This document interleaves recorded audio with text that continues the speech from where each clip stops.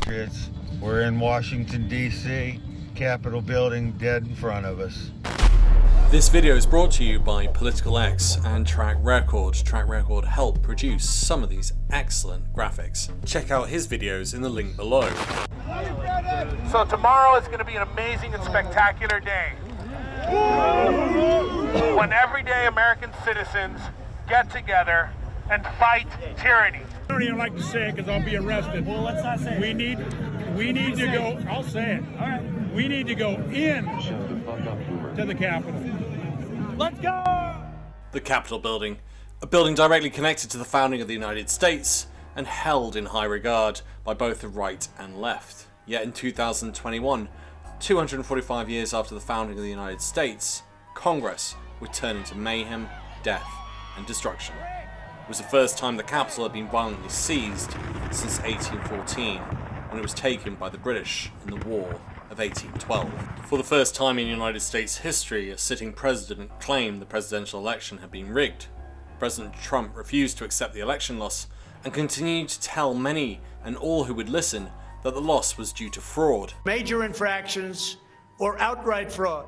This was strongly supported by Fox News, conspiracy theorists on the internet, and far-right groups such as QAnon, the Proud Boys, and the Oath Keepers, as well as Alex Jones. There has been a massive and coordinated effort to steal this election. That it is a corrupt, stolen election. They rigged the election, and now, based on the rigged election, they're destroying our country. These various acts of voter fraud. And it's rigged. Specifically focused on big cities. We bleed freedom. This will be their Waterloo. This will be their destruction. However, this was strongly disputed in the courts, on television, and from members of the Republican Party, even his Vice President Mike Pence. Trump said I had the right to overturn the election, but President Trump is wrong. I'm Donald Trump, and I don't endorse this video. You should not subscribe or like Political X. Every time you like and subscribe, he damages my campaign. The insurrection began weeks before, but on January 6th, the start gets kicked off with a tweet from Trump. States want to correct their votes, which they now know were based on irregularities and fraud, plus corrupt process, never received legislative approval.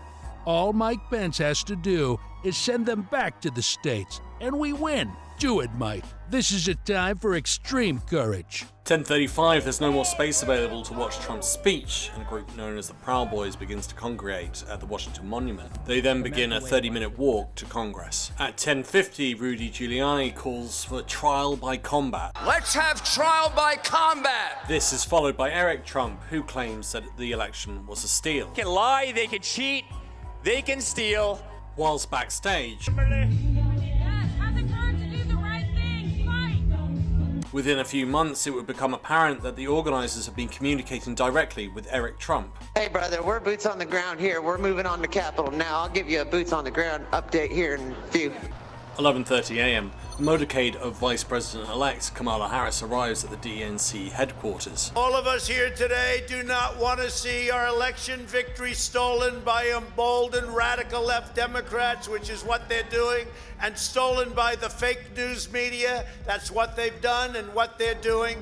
We will never give up. We will never concede. It doesn't happen. You don't concede when there's theft involved. This egregious assault on our democracy, because you'll never take back our country with weakness. You have to show strength, and you have to be strong. And finally ordering them to go and release that hate upon the US Capitol. Anyone you want, but I think right here we're going to walk down on our democracy. The Capitol. And after this, we're going to walk down, and I'll be there with you. We're going to walk down. During that speech, he said the word slaughtered once, killed 3 times, dead 5, destroyed 6, and the word fight or fighting 20 times. Republican Paul Gosar tweets that Biden should concede and demands his concession by the next morning. 12:49, and a police sweep near the National Republican Club identifies a vehicle which held 1 handgun, an M4 carbine assault rifle with a loaded magazine, and components for 11 Molotov cocktails. Whilst all this has been going on, large groups of people, QAnon, Oath Keepers, and the Proud Boys have been moving towards Congress. This is a representation of all police protection that Congress had on January 6th. On the eastern side, there were a few dozen officers. And on the western side, towards Trump's rally, we have 2 front barricades protected by 5 officers, another half dozen on the lawn, and then another dozen at the second barricade. Not a lot to protect Congress. For weeks and days before January 6th, the police had been warned, both by the FBI, the CIA, as well as local law enforcement, that there was a great risk towards the Congress building, yet nothing was done to reinforce those police officers stationed at the Congressional building, both putting at danger the lives of the Congress people and senators, as well as those police officers who were trying to protect them. At 12:53, the first barriers are breached, which indicates that this was all coordinated, something the police had failed to recognize both before and at the time, and would be a clear indication that this was not just some anger being vented randomly. This was an organized insurrection on the United States Capitol. The British would once again be involved. Ryan Sansell of Bristol, England, was the first to step forward at breach point 1. What was about to unfold here was mass violence on an unprecedented scale against Congress.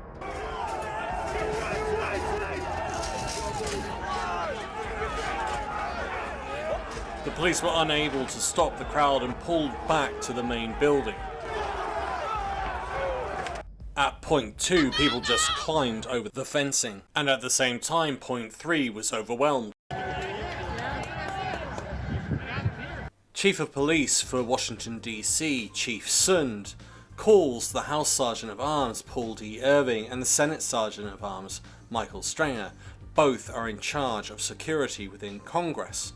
He asked them to declare an emergency and call for deployment of the National Guard. Irving and Stringer state that they will forward the request up their chains of command. It's important to note that both Sergeants at Arms are in charge of security within the building and have over 900 members of staff available to them, yet very little seems to have been done. 1:07, law enforcement discover a pipe bomb only several yards from where Kamala Harris's motorcade had passed. At 1:10, Trump ends his speech by encouraging the crowd to march to the Capitol. We're going to walk down, and I'll be there with you. We're going to walk down. We're going to walk down anyone you want, but I think right here we're going to walk down to the Capitol.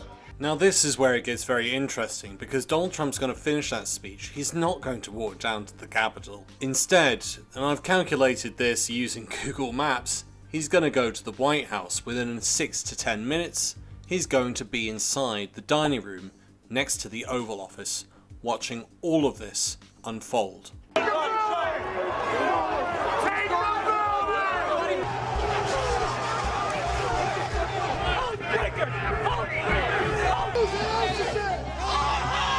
Do you want your house back? Multiple capital entries! Multiple capital entries! Stephen Trump, we are still taking metal, sharpened objects, missiles, to include bottles and rocks, and hand-thrown chemical-grade fireworks. By 1:30, the Capitol Police have been pushed back to the base of Congress. Problems are going to increase as the Oathbreakers do a flanking maneuver to get to the opposite side and encourage them to also get involved with the rioting. This is the mob pushing in from the west. The police are overwhelmed and are forced back up to the steps and then up to the doors themselves. The mob surge forward. At this stage, there are problems on both the west and eastern sides of the building. If I give this up, they're going to have direct access. At least this Capitol we can defend. We gotta hold what we have. In front of you are a set of stairs which have been covered in scaffolding for the Joe Biden inauguration, but they give direct access to the building, allowing access to multiple entrances, and only 3 small police lines protect it. The Proud Boys begin to see the weakness in the line. These are real stairs. We're shadowed over here. Stairs are right there. Head over. Take the stairs! Take the stairs!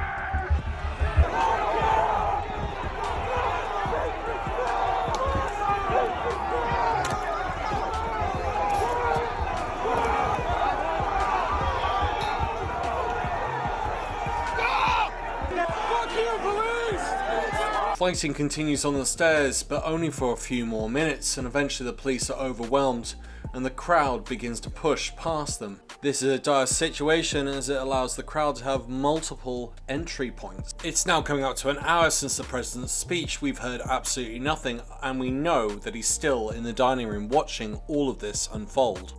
The mob are at the north end of Congress. They are below the Senate and they're about to break in. Dominic Pezzola uses a riot shield to break a window to gain the first entry point into Congress. By the end of the day, it's estimated there were at least 8 entry points broken into to gain access to Congress. Okay guys, apparently this tip of the spear has entered the Capitol building. At 2:13, the Capitol building is breached. The officer is unsure as to what to do and proceeds to fall back. You can see that some of the rioters are carrying the Confederate flag, a symbol of slavery, as well as a baseball bat.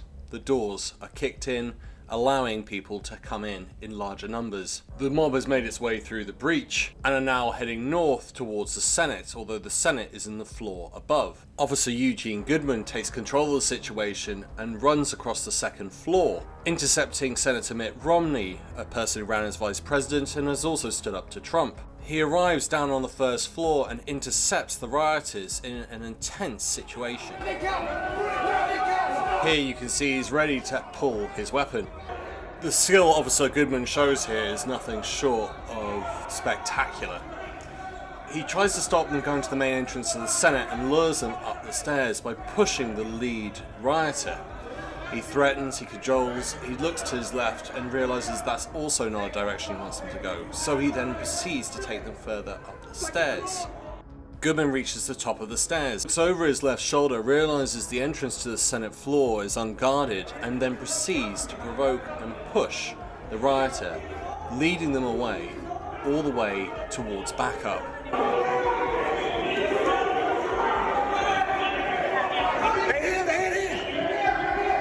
Goodman and his fellow officers are now the last line of defense for the Senate, but more problems are on their way because the crowd has also turned south towards the crypt. If they take this, they'll be able to have access to the entire building. Unfortunately, at this point, the police in the crypt are overrun and pushed back, and the crowd takes control of the crypt and therefore giving them access to the entire building. What I find more shocking at this point is that no guns have been drawn by any police officer. Trump finally tweets from his dining room, but it's not helpful to the situation. It's incendiary. Mike Pence didn't have the courage to do what should have been done to protect our country and our Constitution, giving states a chance to certify a corrected set of facts, not the fraudulent or inaccurate ones, which they were asked to previously certify. USA demands the truth. Look, I can think of no greater failure by a commander-in-chief than to allow this kind of disturbance to continue and not stop it. At the same time, Mike Pence is being ushered out of the Senate along with nuclear launch equipment and codes. At 2:25, another breach is made on the opposite side of the Capitol building. This time, police have been battling for over half an hour with the crowd, but because they've had access to the crypt and they've gotten to the back of the police line that's been protecting that side of the building, the police line collapses, allowing more rioters into the building. Here we see the level of organisation with the Oath Keepers as well as other groups. This group of Oath Keepers are moving into the Capitol using a military tactic of entry. They're also using walkie-talkies, which you've been hearing throughout this video. House is in recess. We're going to yank them out of their seats. Here we see members of the Oath Keepers as well as members of the Proud Boy group. This is the second time for some of them entering into the building. Go to the Capitol, overran the Capitol. We're in the Capitol, bro. Whilst the Senate is being evacuated, the House of Representatives is still in session. And with great irony, we have one of the people tweeting and inciting the crowd inside the room, which is about to be attacked, Paul Gossard. At 2:38, Donald Trump tweets, "Please support our Capitol Police and law enforcement. They are truly on the side of our country. Stay peaceful." It's 2:38 and we still don't know what Donald Trump is doing other than sitting in the dining room watching all of this unfold. The National Guard have still not been called in by the president. The chamber hasn't been evacuated and the mob are at the door. The rioters, realizing that they can't get in, decide to move and go down the left corridor. Please be advised there are masks under your seats. Please grab a mask, place it in your lap, and be prepared to don your mask in the event that we get a breach. Upon reaching another entry point, the crowd see members of Congress and they get angry.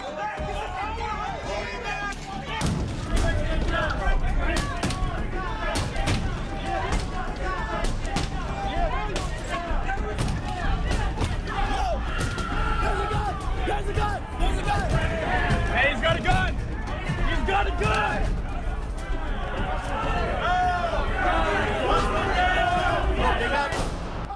At 2:45, a QAnon supporter, Ashley Babbitt, is shot and killed. 3:13 p.m. and Donald Trump sends out another tweet asking for peace. I'm asking for everyone at the US Capitol to remain peaceful. No violence. Remember, we are the party of law and order. Respect the law and our great men and women in blue. Thank you. Armed police stop rioters reaching the balconies of the House of Representatives, which still has congresspeople waiting to be evacuated. Outside, there's still a decisive battle to be had by the inauguration door, a door that the president must walk through in order to become sworn in as President of the United States. Outside, rioters attempted to push in through that door. On the inside, we had riot police protecting that door at all costs. What took place was something akin to that of a rugby match, with two sides slamming up against each other. Rioters would use whatever they could to get through that barrier, even eye-gouging some of the police officers. After several hours of to and fro between the two sides, and damaging and severely injuring many police officers, the police regained control.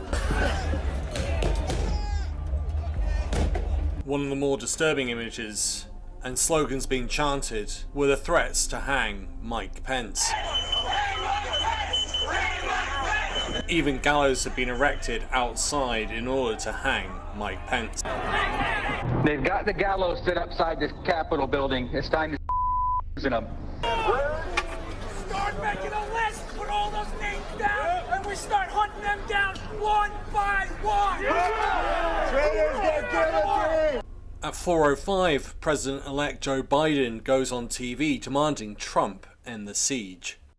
To go on national television now to fulfill his oath and defend the Constitution and demand an end to this siege. At 4:17, Donald Trump releases this message. This is one of 3 attempted recordings, and this is considered the best by his staff. I know your pain. I know you're hurt. We had an election that was stolen from us. It was a landslide election, and everyone knows it, especially the other side. But you have to go home now. We have to have peace. We have to have law and order. We have to respect our great people in law and order. We don't want anybody hurt. It's a very tough period of time. There's never been a time like this where such a thing happened, where they could take it away from all of us, from me, from you, from our country. This was a fraudulent election, but we can't play into the hands of these people. We have to have peace. So go home. We love you. You're very special. You've seen what happens. You see the way others are treated that are so bad and so evil. I know how you feel.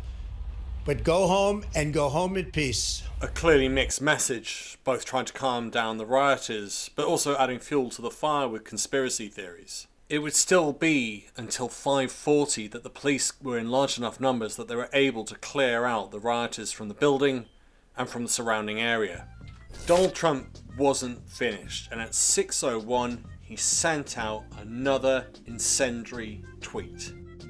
These are the things and events that happen when a sacred landslide election victory is so unceremoniously and viciously stripped away from great patriots who have been badly and unfairly treated for so long. Go home with love and in peace. Remember this day forever. I'm Donald Trump, and I don't endorse this video. It's fake news. It's all lies. It's a total fraud. you should not subscribe or like Political X. Every time you like and subscribe, he damages my campaign. And unfortunately, it doesn't end there. It does look like Donald Trump is going to be running for president in 2024. Now, the reason I'm actually showing you this clip of Piers Morgan interviewing Trump is because it's reflective of what Trump thinks today, and he still believes it's a steal, which I think will ultimately hamper him for re-election. But the other question that comes from this video is, what was Donald Trump doing for 4 hours? Now, you're going to hear a response here, and I'm going to respond to it quite clearly, because there are other precedents available for this. Nancy Pelosi is in charge of security.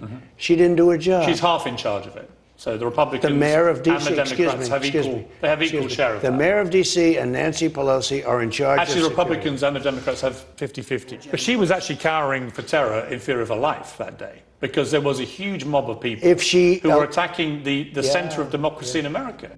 Donald Trump is president of the United States. That means he's commander-in-chief of the United States, which means he can give direct orders to send in the military to quell a riot situation. We don't know what he was doing other than sat there watching this unfold in the dining room. We know this because of the January 6th committee that's been investigating as to what has taken place, and they've taken witness statements saying that he was approached at least 4 times, 2 of which was by Ivanka Trump, his daughter. He did nothing. He sat and he watched, because what he essentially did was wind up a hornet's nest and throw it into Congress, and waited to see where the pieces fell. The President of the United States, with the strongest military in the world, couldn't be bothered to pick up the phone for 4 hours to the military to order them in to clear the streets. We now know this because it's on record that Donald Trump is blaming Nancy Pelosi for his failings as Commander-in-Chief of the United States military, and therefore being unable to send them in. We know this is hogwash because presidents have done this in the past, like at Little Rock, Arkansas, where President Eisenhower authorized the 101, the Screaming Eagles, Airborne Division into Arkansas to protect students trying to attend school. We saw this with President Hoover, who used the military to clear World War I veterans out of Washington.